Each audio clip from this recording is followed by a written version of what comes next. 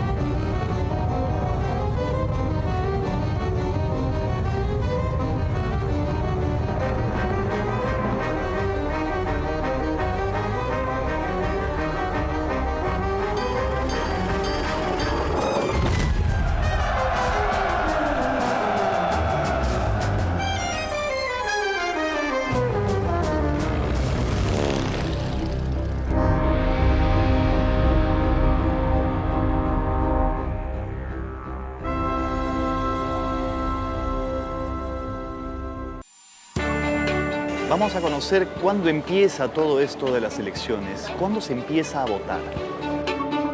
¿Cómo han ido cambiando y evolucionando las elecciones a través del tiempo? ¿Siempre todos tuvieron el derecho a votar o solamente algunos? ¿Y fueron las elecciones siempre directas como ahora? Hoy el voto es secreto e inviolable, pero antes, ¿había acaso violencia en las elecciones? Sabemos que antes las mujeres no votaban, pero ¿qué hay de los analfabetos? Y por último, ¿cómo ha cambiado el concepto de ciudadanía?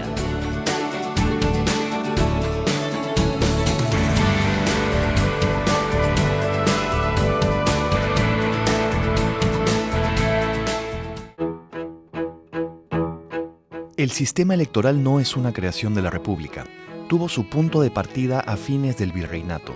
Desde esta época, las elecciones fueron concebidas como un sistema de representación de la nación.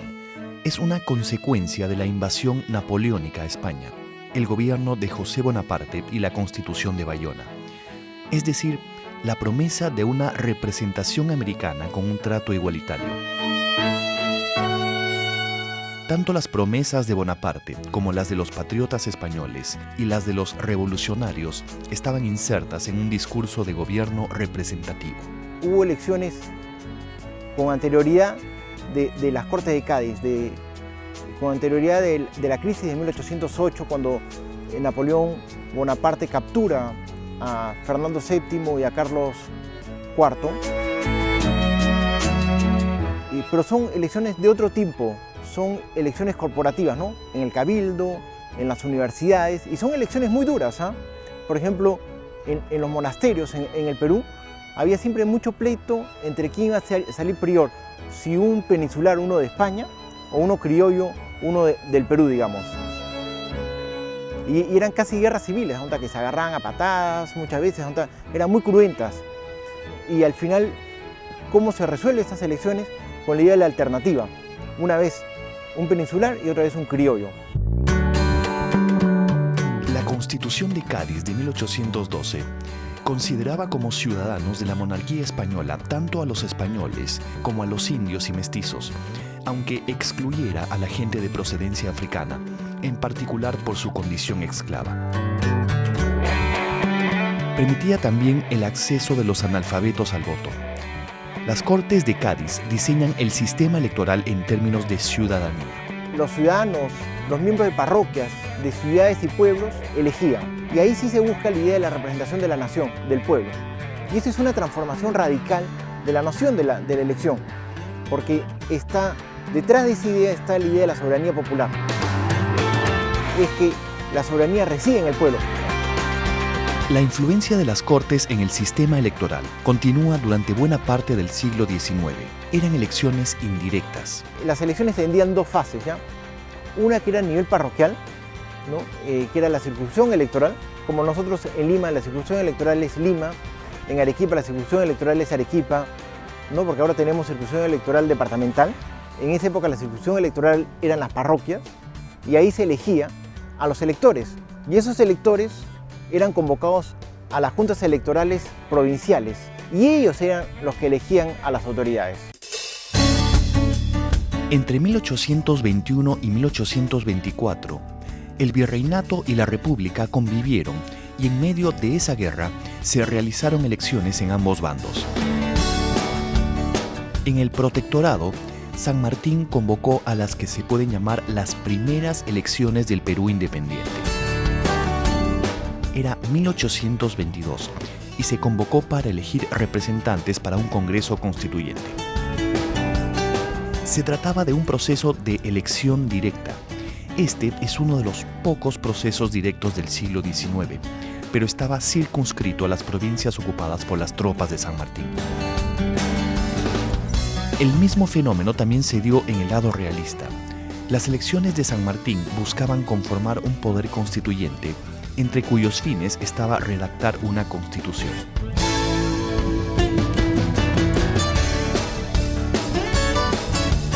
Las primeras elecciones del Perú independiente fueron bastante particulares, aunque hay que tener en cuenta que el Perú todavía no era totalmente independiente. Si bien había algunos departamentos como Lima, Tarma, Trujillo y en general toda la costa que estaban bajo el dominio de los independentistas, otros departamentos como Puno, Huancavelica, Cusco y Arequipa estaban aún bajo el dominio realista. Uno de los requisitos para ejercer el voto en estas elecciones era contar con una renta. Fueron elegidos para ese Congreso de 1822 personas muy destacadas, como por ejemplo el padre Francisco Javier de Luna Pizarro, quien presidió el Congreso de 1822. Este Congreso estaba dominado básicamente por sacerdotes y por abogados, seguido muy de lejos por comerciantes, militares, médicos, etc. Con esto se inicia una larga tradición en el siglo XIX de sacerdotes congresistas, a diferencia de la época virreinal, en donde la ley electoral prohibía a los militantes del clero participar de las elecciones. Es una elección que se elige a nivel nacional, en teoría, pero se restringe a los territorios que ocupa San Martín. Entonces, por ejemplo, en Puno, ¿cómo se eligen los electores de Puno? Se elige entre los puneños que están en Lima. Eran 10 o 15, se reúnen y votan.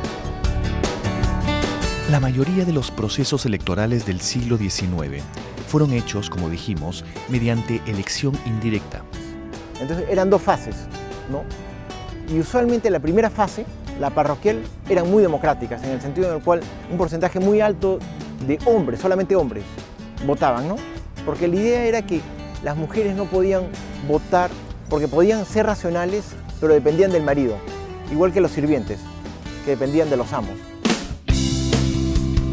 Cada etapa conformaba un proceso de diferentes elecciones, en las que se iba depurando tanto a los elegidos como a los propios electores. Los requisitos se hacían más exigentes conforme se pasaba de un grado al siguiente. El complejo proceso de elecciones indirectas era bastante largo. Por ejemplo, para la elección de Manuel Pardo en 1872, el proceso duró casi 2 años. En 1825, Bolívar convoca a elecciones para el Congreso. Este había nombrado al venezolano como dictador. Con ese nombramiento lo que se buscaba era ganar de modo definitivo la guerra de emancipación y realizar los cambios políticos necesarios para adaptar al país a las ideas republicanas. Luego de esto se opera un gran cambio. El juego político se restringe al territorio nacional y ya no hay ejércitos extranjeros. Siguen siendo elecciones en 2 grados, y en el primero es bastante inclusivo. En esta instancia, muchos indígenas eran seleccionados como electores. Las autoridades de los municipios y los sacerdotes jugaban un rol muy importante, sobre todo estos últimos que cumplían la función de legitimar los procesos electorales.